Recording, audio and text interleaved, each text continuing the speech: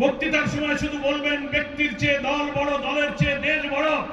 আর যখন দেশের স্বার্থে যখন কোনো ত্যাগ, কোনো ছাড় এবং কোন বিষয় ঐক্যমতের প্রশ্ন আসে, তখন দলেরা নিজের স্বার্থকে বড় করে দেখলে বক্তৃতার সাথে নিজের কথার এবং কাজের কোনো মিল হয় না। আসুন, এই জাতি ৭১ রক্ত দিয়েছে, আমরা স্বৈরাচার বিরোধী আন্দোলনে রক্ত ঝরেছে, জুলাই অভ্যুত্থানে রক্ত দিয়েছে, বারবার আর আমরা রক্ত দিতে চাই না।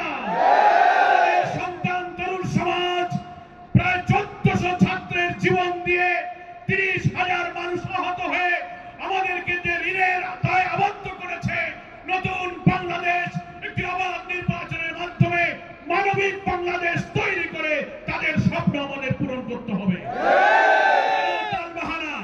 ব্যক্তি স্বার্থ, দলীয় স্বার্থে যেন ঐক্যের প্রচেষ্টাকে আমরা বিঘ্ন না ঘটাই, সকল দলের প্রতি আমাদের সে আহ্বান থাকবে। আমরা এখনো দেখতে পাচ্ছি নির্বাচনের আগে লেভেল প্লেইং ফিল্ড কোথাও মানা হচ্ছে না। থানার ওসি সাহেব, ডিসি সাহেব, ইউনো সাহেব, সচিবালয়ের কর্মকর্তা এবং আমলা যারা আছেন, ইভেন আমাদের অন্তর্বর্তীকালীন সরকার উপদেষ্টাদের মধ্য থেকে অনেকের ভূমিকা এখনো জাতির সামনে প্রশ্নবিদ্ধ।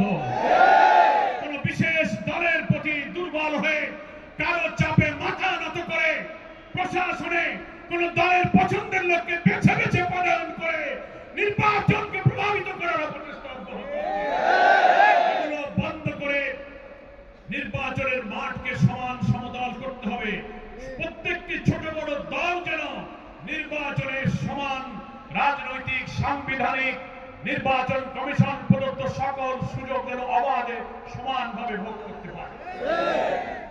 পিআর পদ্ধতি, এই পদ্ধতি নতুন হতে পারে, সারা পৃথিবীতে পদ্ধতি জনপ্রিয়।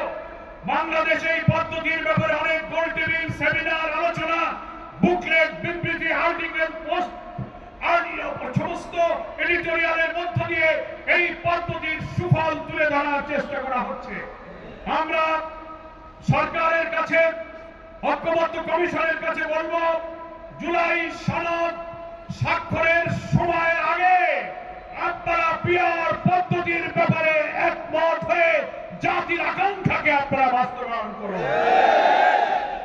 আমরা দাবি করব, ফ্যাসিস্টদের দোষর জাতীয় পার্টি সহ 14 দল, মেনন, ইনুরা 17টা বছর শেখ হাসিনাকে পাহারা দিয়ে রেখেছিল। যদি পাহারা না দিতে এতদিন তারা টিকতে পারত না, সাজানো বানানো নির্বাচন তারা করতে পারত না।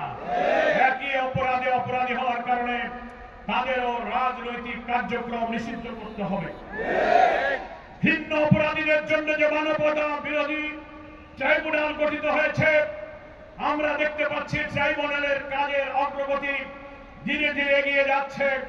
নির্বাচন যদি ফেব্রুয়ারিতে হয়, অন্তত বড় বড় অপরাধীদের বিচার যেন নির্বাচনের আগে দৃশ্যমান হয়।